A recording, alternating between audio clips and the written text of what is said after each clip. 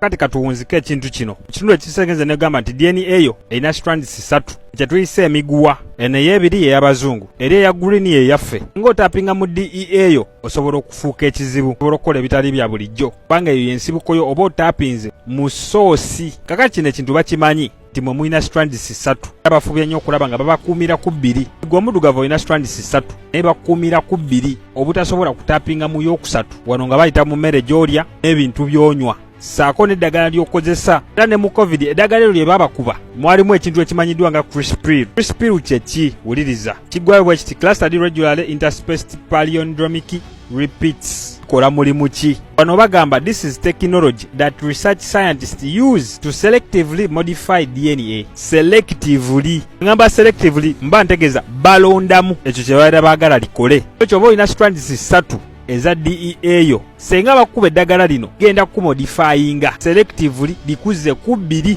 kubanga lino eddagala technology these are nanobots olewuddeko ku nanotechnology lyeddagala lye bakozesa ennaku zino kubeera butono goba obulaba nga amazzi oba liquid naye aba technology asobola okumodifyinga DNA eyo oba DEA eyo ebadde ku 3 ne bagiteeka ku 2 abaana bagamba nti gwe n'omuzungu mwenkana kubanga kati tosobola kutapinga mu y'okusatu bakutadde ku 2 bakozesa technology ekika kya nanobots gye ziri baaba lyeddagala eryo lye bakuba mu covid ne mu malagala amalala mweriri kukuma nga DNA eyo yeebase bano bo bamanyi kyoli gwe atamanyi kyoli ekyo lwaki balina kwebasa nga bakola buli kimu ekisoboka olaba omusajja ono makenule ono yasobola okutapingako mu DEA ye yawangula ebirabo mu didi ng'akyalina mu high school mumumanyi mu wrestling sokera ddala mu mpaka za kusitula buzito byonna birabo byawangula ng'akyalina mu ssomero myaka 18 15 16 bamukako okuwummula mu mpaka z'obuzito ne bamuyingiza wrestling naye nga yali 3-time champion wa UNWC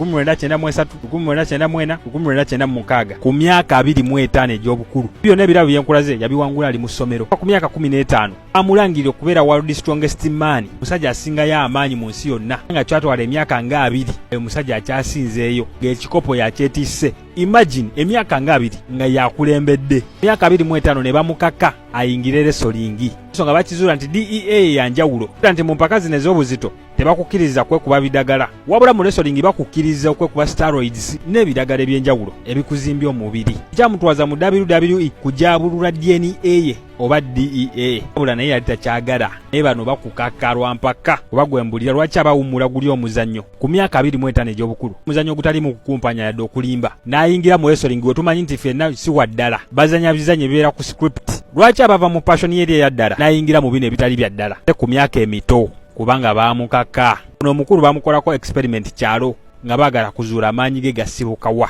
bawuliranga nti asindika tanka omukulu ono yali abikola famire mwava abantu abasinga banene okusinga ku babulijjo anko yali amanyiddwa nga the great uncle Chad wa futi 6 n'obutundutundu 7 era nga azitowa kilo 2-3 teyayina nga temutuuka enda omunoonyi olabe yali yenkana atya anko wa futi 6 mu obutundutundu 7 azitowa kilo 2-3 tebeeza taatawo yali yenkana atya kubanga ye yafa anka abadde mu futi 6 n'obutundutundu 7 omwana wuuno ali mu futi 6 mu obutundutundu 4 era nga azitowa kilo 16 anko yali azitowa 2-3 so omukulu ono bamukolako experiment mu didi naye nga just kyali mu DEA ye nga ku myaka 25 bamukako kulitayalinga mu kusitula obuzito ne bamusindika mu wrestling beekubira ebiyiso ebya steroid kujaabulwa DNA ye oba DEA ye ono omukyala yena mukwadde Hanialax sero ze zaali tezifa yafa dda naye ne kati sero ze zikyalinamu bakyazikozesa kubanga ziri imoto nga bo bennyini be bamutta nga naye bamukolerako experiment mu didi ndowooza DEA kati tugimaze tuba tuzzaako Dr. Sebi nga ate ye teyali wa bulijjo ekyo lwaki naye baamutta. Positive energy always creates elevation. Peace and love to the gods and goddesses. Ashe tulagane mu video enaddako. Bye.